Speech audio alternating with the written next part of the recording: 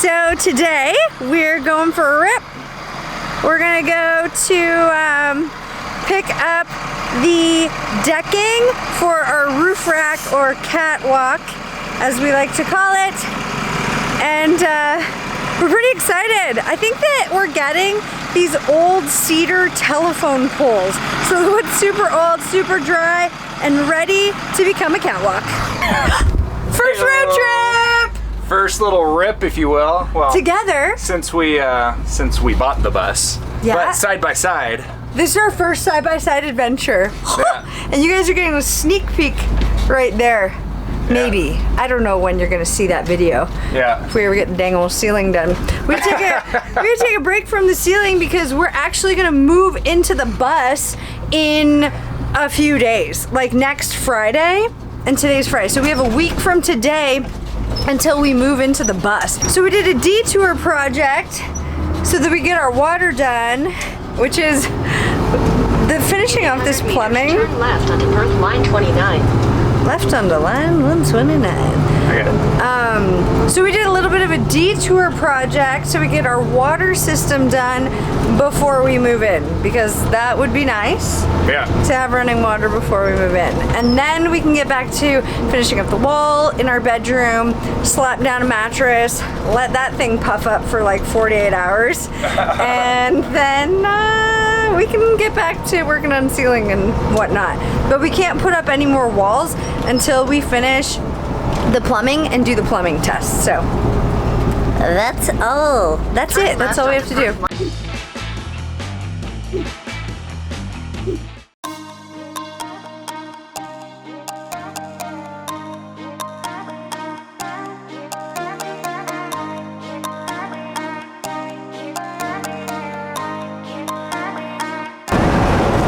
This is so awesome. Yeah, it is. You're doing a great job. Thanks. He's a good driver. And it sounds like our wind deflector's doing great up there, even though it's not finished. I haven't felt any panels fly off yet, so we cool. No big crashes. It's nice. My seat's comfy. Your seat comfy? Oh my gosh, it's so comfy. Love this seat. Damn. Good seat. Yeah. I don't even care that they don't match anymore. I'm gonna put a cute scarf on mine. Yeah, just dress it up. Yeah. People are passing us. We don't care. We're going the speed limit. 80 kms. About 50 miles per hour. We don't need to go faster than that. No. Something happened to the fridge. Something right there does not look right.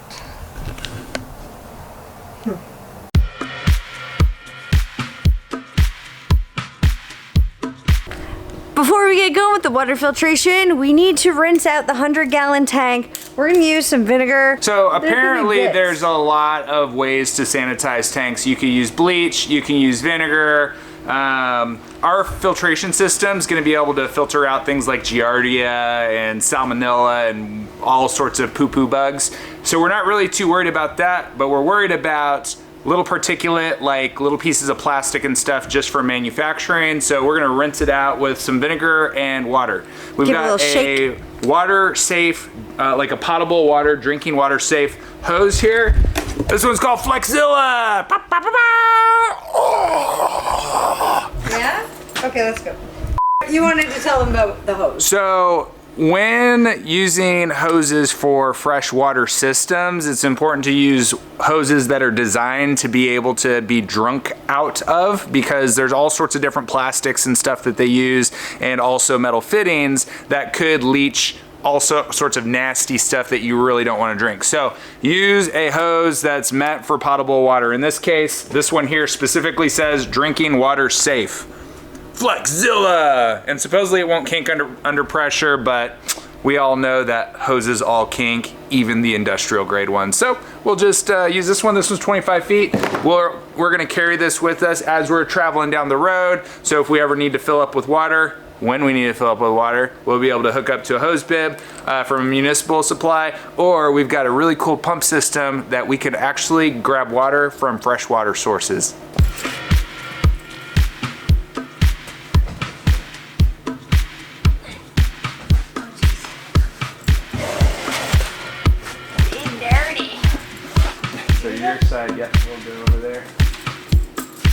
It's cold outside. Vinegar. Vinegar. Guys, it got really cold out. All these dang old volcanoes blowing up all over the world equals cloud coverage and icicles again. End of April. End of April. 11 days till we gotta get out of the barn.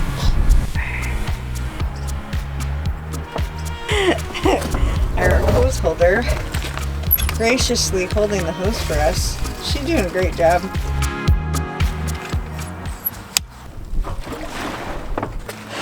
Oh God.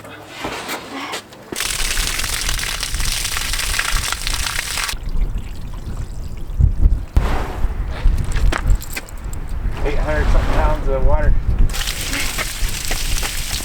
There we go. What's the idea here? Oh, didn't see you there.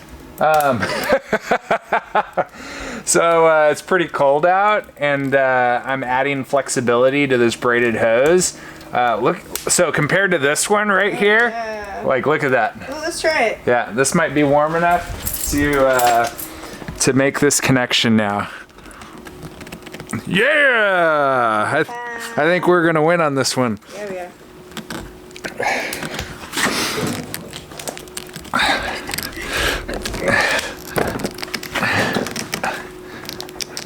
I want it to go all the way. Yeah, that makes sense. So we might, We'll hold the end. actually, that might be enough. That's pretty solid. Is there enough room for a hose clamp? Going all the way would be nice though. Let's warm this up just a wee bit more. That actually might be good now. That's probably good. I think That's good. freaking solid though. Like, It's not coming off. that doesn't want to Say come that. off. No. And then we'll put this hose clamp on. Then we're kind of mocking up the freshwater fill on this. So this will go in like a little compartment, and this will connect into there. Or somehow. This probably will go Oh. the opposite way. Yeah, so Or maybe not. it might, because this is probably going to be maybe a little higher than it. So this might go something like that from the outside. Now this is a mock-up, so we got stuff to These cut. will need to be Shortened or lengthened or something, just depending on where it's at. Now that we got this Mamma Jamma fill hose or microphone attached, what we're gonna do is we're going to take the tape or the backing off of these heater pads, and we're gonna stick it to the bottom of the tank, and then we're gonna slide it in. All right, something that's cool about these heating pads is that they're thermostatically adjusted based on the temperature to what they're stuck to. So what that basically means is as the tanks get cooler, they're going to warm up the tank if it goes below a certain threshold. And once it gets above a certain warmth, then they turn themselves off, and it's got its thermostat essentially built into the pad itself. But it all has to do with the wires and how the heat transfers. Now these things come in 12 volt and 120 volt. We have the 12 volt version because we got the 12 volt fuse block right down below.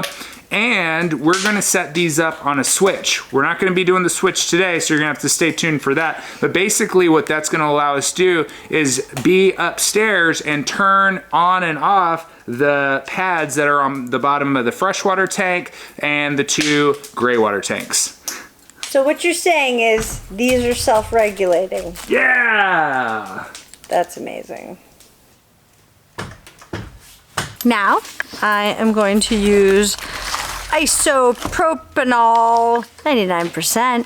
I'm just gonna wipe down the spots where we're gonna stick these heat pads on. See ya. Oh, this is warm enough now. This is 21, 22. And the surface is almost, it's 18. Oh, it doesn't even feel warm, thank goodness.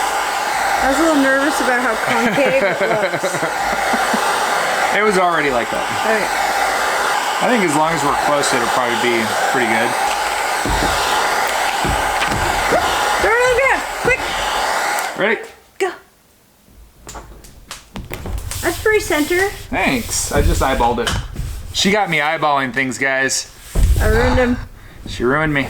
It's not perfect, but it's pretty good. All right, so we have the wires coming into the middle because these both need to be wired in parallel and then go to the fuse block. Also, we have angle iron that's gonna be on both sides. And the angle iron, we don't want the wires to get in the way of that. So the middle area is perfect for what we need. No, line up with that one. Over that way. Okay. More your way, more your way. All right, I'm going. It's not lined up. Yeah, it is. It's lined up enough. About ½ off. No, it's not. Yeah, it is. Look at this. It's close enough. ½ inch. It's close enough. All right, we got that done. We're not going to wire these right now, but we're gonna slide them through. And we also need to have these so that they can poke through the side as we slide them. My job here is done.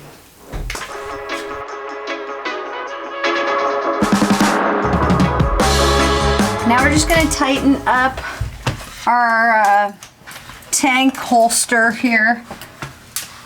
Got him going under the bus again. All right, here we go. Okay. Really missed having naps under here. All right. DodgeTheDong.com. DodgeTheDong.com. Move the dog. The dong got stuck. Ah, there he goes. Does it look like you can close the door? Oh, for sure. Okay, so we're gonna have it as close to that door as possible, but we're gonna have another piece of angle iron that goes over there. Yeah. So that's where it'll live for right now. Okay. Nice. Is this? Here, I'm gonna just kind of prop this here because we may need to drill these holes before we solidify this, just so You that can vacuum up the shit under it. and so that there's room for the drill to go through. Oh, yeah. So, how do you feel about this just being all the way against this angle iron, and then we drill those holes like that? Yeah, and then we push this all the way. Yeah, so we'll push this direction just a little bit. That way we have room. We gotta figure out, this. What are you doing in there? We gotta figure out how to get that pushed in. This looks like it's on like a little bit of an angle, this end. But you've got tons of room on this side. Why can't I push it? Well, it's cold and stiff, which is odd.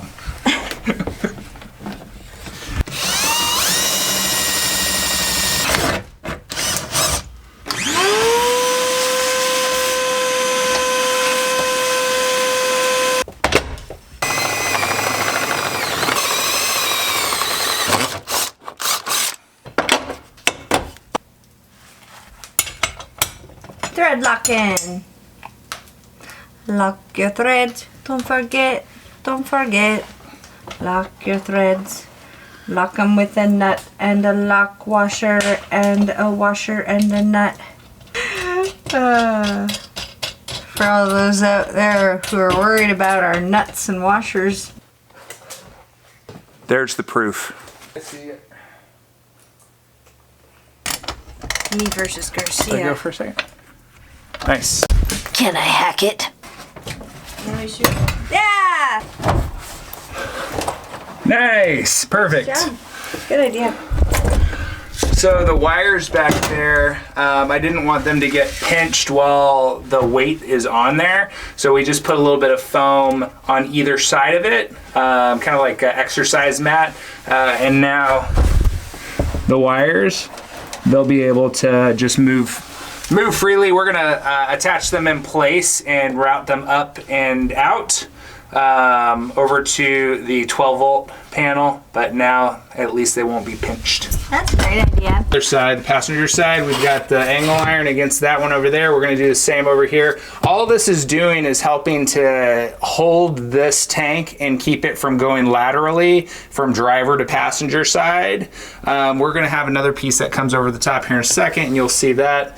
Not like there's any. It only has like an 1.5 inch room space to jump upwards, but we're gonna stop it from jumping completely. Yeah, you don't want water to be shifting on you because water is very powerful, even though it just kind of sits there, but once forces act on it, whew, you gotta secure your water and balance your water load, yo. That's why we decided to go this way. Originally, we were gonna put this tank this way.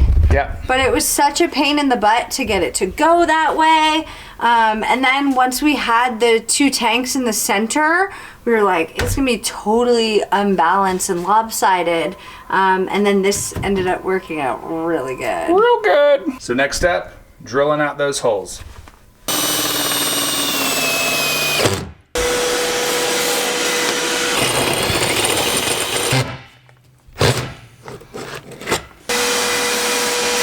Vacuuming equals rust mitigation, or future rust mitigation, because the little shards sometimes, almost always, with moisture, always, turn into rust. You don't want that.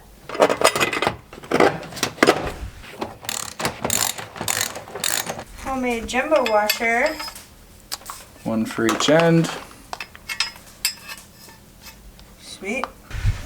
So, got a threaded rod going through this mega washer that we've created. And we're gonna drop bolts on, or nuts on top of there.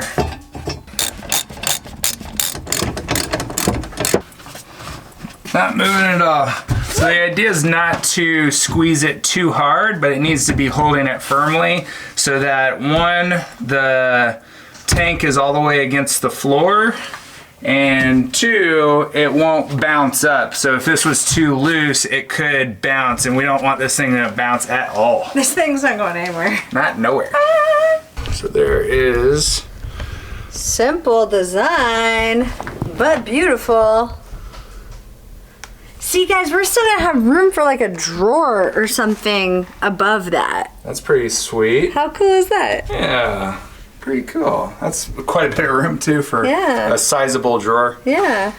Yeah. Maybe this drawer here might include like water filters and like maybe components and stuff. Yeah. That would be cool. Looks real nice. Tools for it? Yeah. Yeah.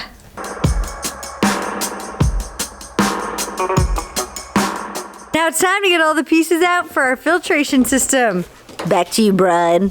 All right, so we've got quite a few things going on here, a table full of components and whatnot. Let's kind of go through just what we're going to be setting up. We've got the Pentair Big Blue. It's got the 10-inch. So we're gonna have a sediment filter, which is this guy, in that one, and a carbon filter inside that one. So there's that. This guy here comes with like 1 inch, but we're using 3/4 inch on our all our fittings. So we've got some adapters that go from 1 inch to 3/4 inch for the in and out. So that's good. We've got the SureFlow pump that we're gonna install. So we gotta figure out where that guy's gonna go.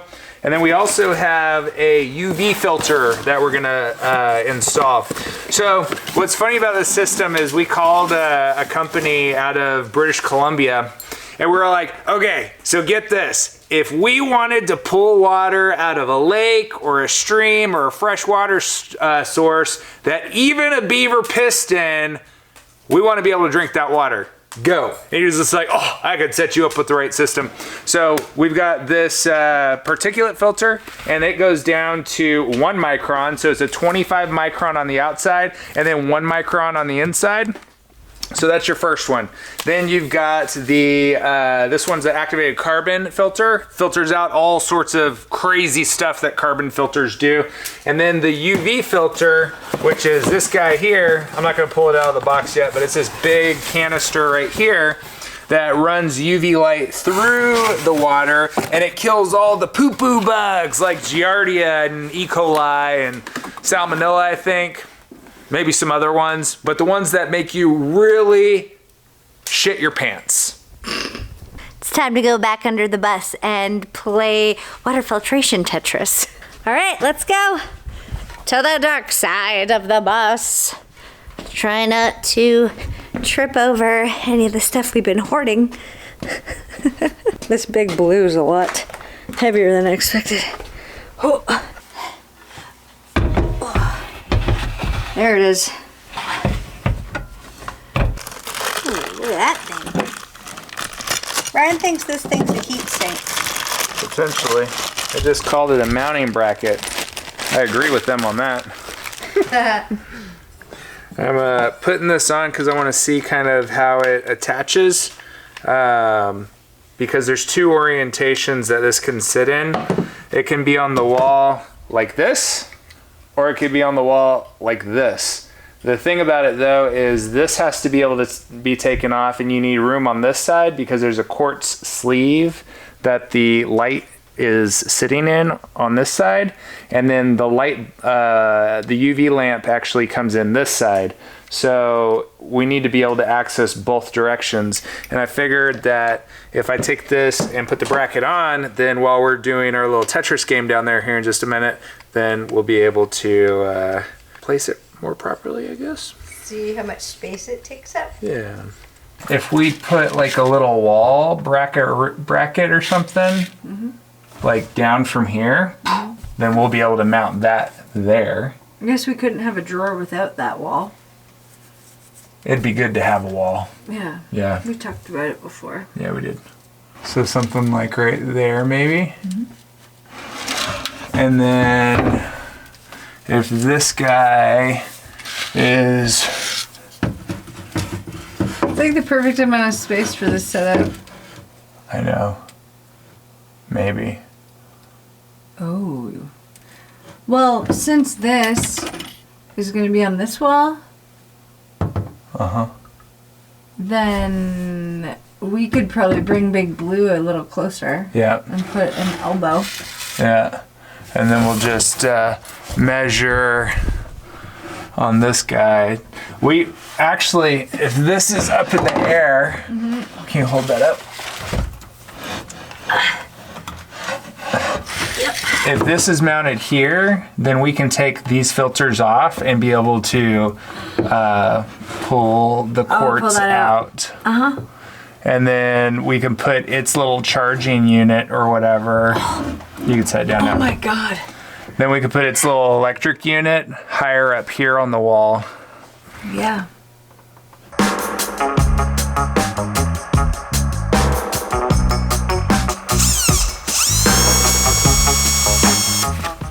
Hardly made a freaking dent. Okay, so we have some perfect size drops to hold up our little wall that we're making for our water pump. We're gonna do a 3/8 inch hole through one side of each of these pieces, and these are the pieces that are gonna go through the floor and the ceiling. It's gonna probably take me forever to do this because this thing is really high. Wish me luck. Hey, I've got good news. We're gonna keep the barn for another month. It's exciting.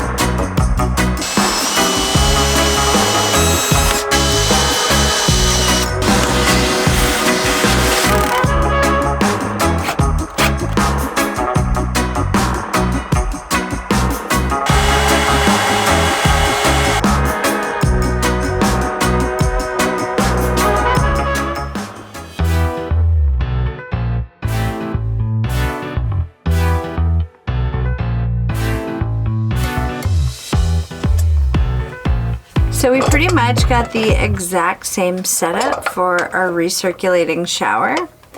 And this one came with plastic fittings and the other one came with brass fittings.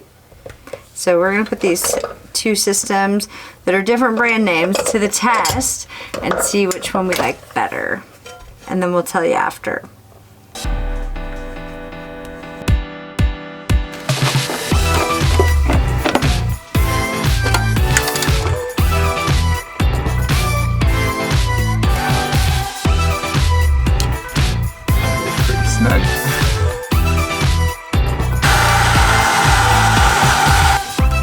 This piece right here is our snorkel, or the air breather. The vent. The vent to burp the tank. Burp it.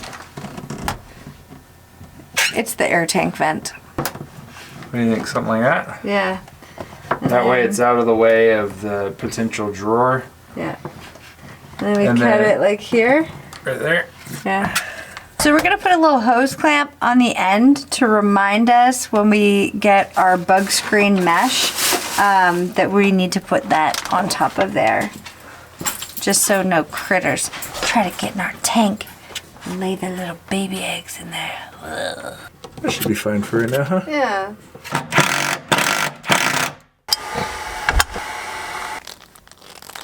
We're doing everything in our power to get back to PEX. I want you to warm it up a little bit, please. There it is. We adapt and overcome. Adapt That's to another adapter to another adapter to overcome.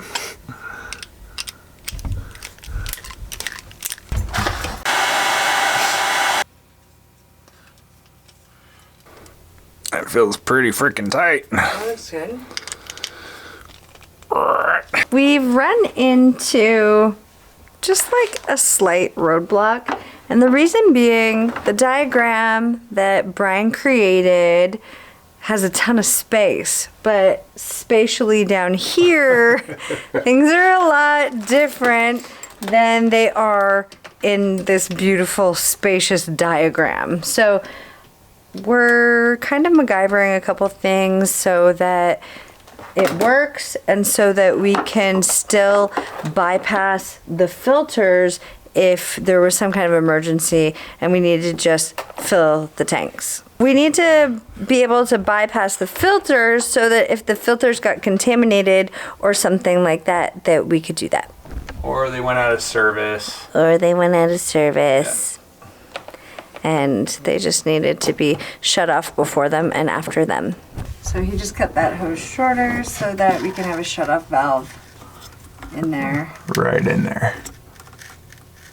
That'll allow us to turn off the filters. Or skip the filters. Should we lower the pump so it's in line? You think so? I think so. That's quite a jog for that little space. Yeah, we can lower the pump. We probably should. Don't want to put so much torque on this that it breaks, like we get a stress fracture in this eventually and then it just starts leaking, you know?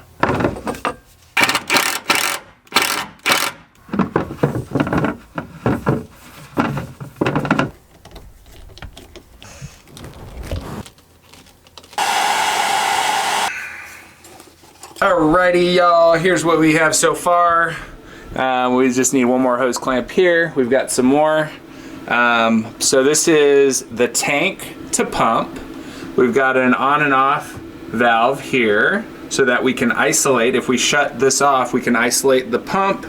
We've got another ball valve over there where we can isolate the tanks here or the filters here. And we've got this little blue line running back here that packs to this valve, and that's going to be a filter bypass. So if we ever need to work on the filters, we can bypass that. What are your thoughts on this? I can't wait till we're done.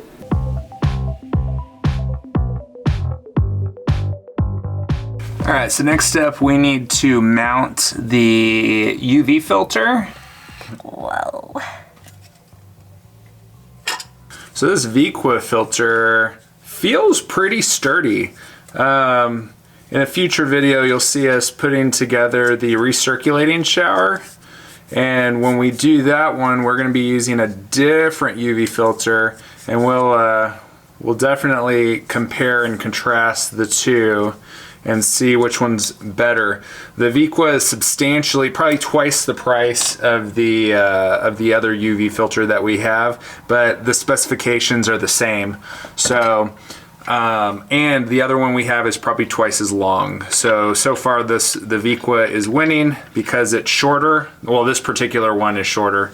This one is the VH150.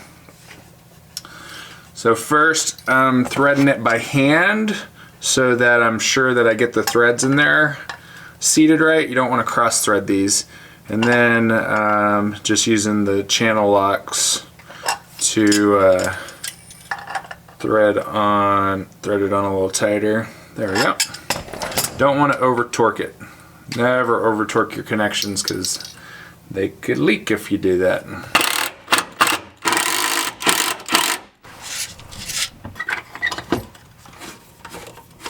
That goes in there.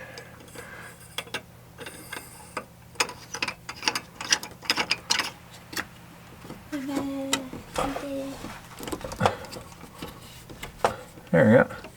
It's on. That's it? Look at that. So we're going to have an elbow, and an elbow. So this elbow needs to be low enough that we can do a push connect there.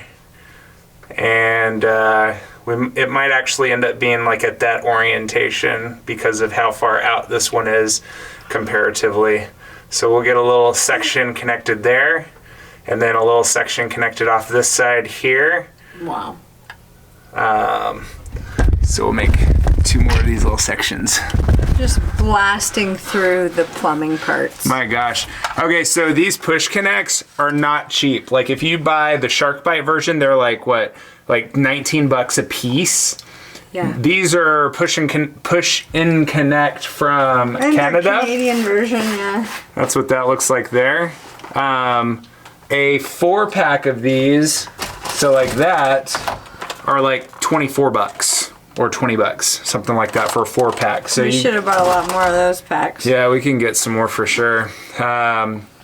If we were to do this again, I think doing the crimp connects would probably be cheaper because they're all barbed fittings instead of this fanciness here. And the little crimps are super inexpensive.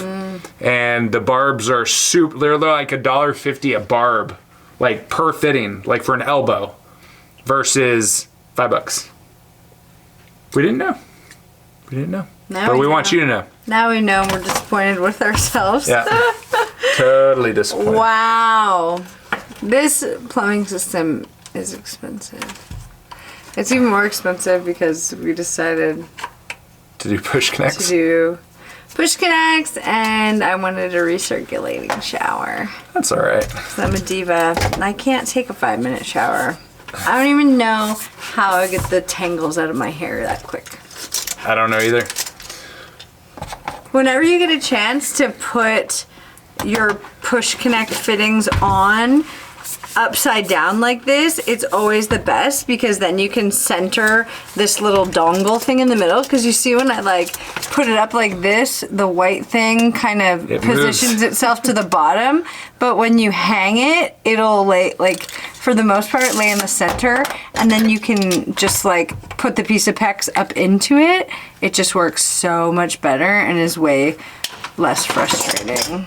And be sure to cut your PEX with an actual PEX cutter, not just like a pair of scissors or try to just cut it on your own, like with other pipe cutters, because these PEX cutters, they're like razor sharp, super freaking sharp, and it doesn't pinch the line. You want the line to stay nice and open. So, see that?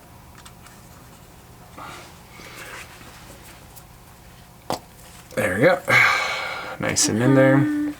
This is gonna go on this particular doohickey right here.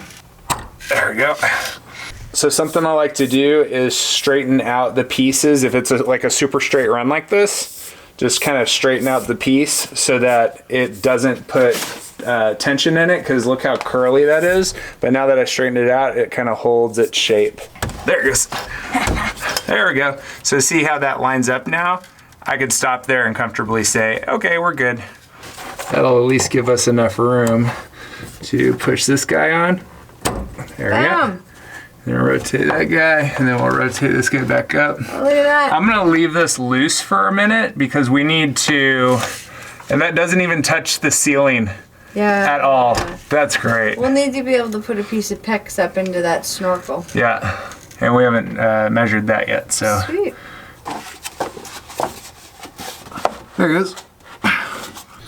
We've got the 2 lines coming right there and right there.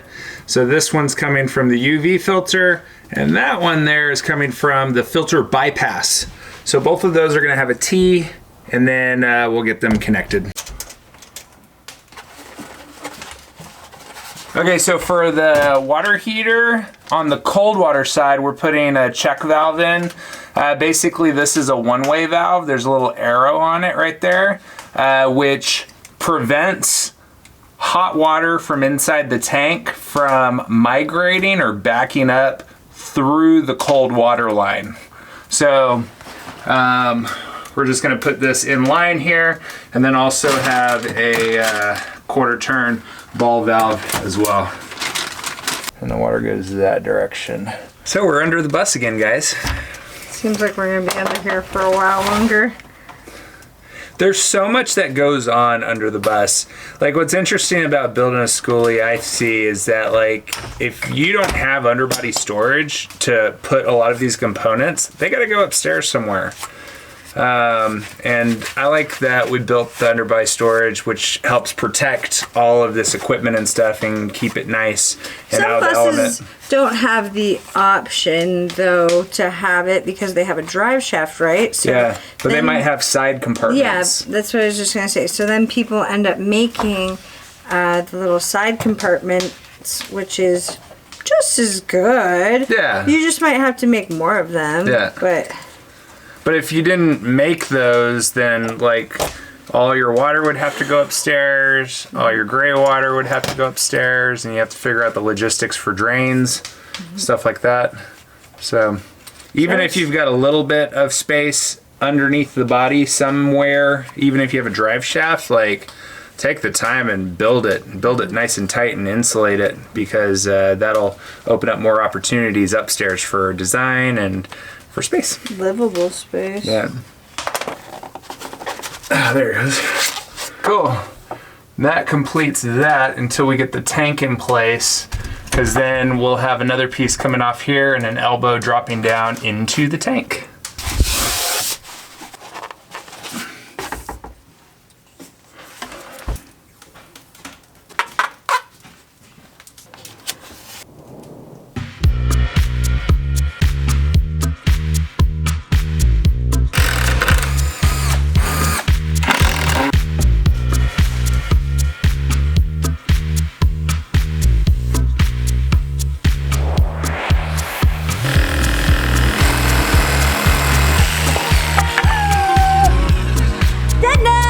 Brian suggested that I use a ruler for this.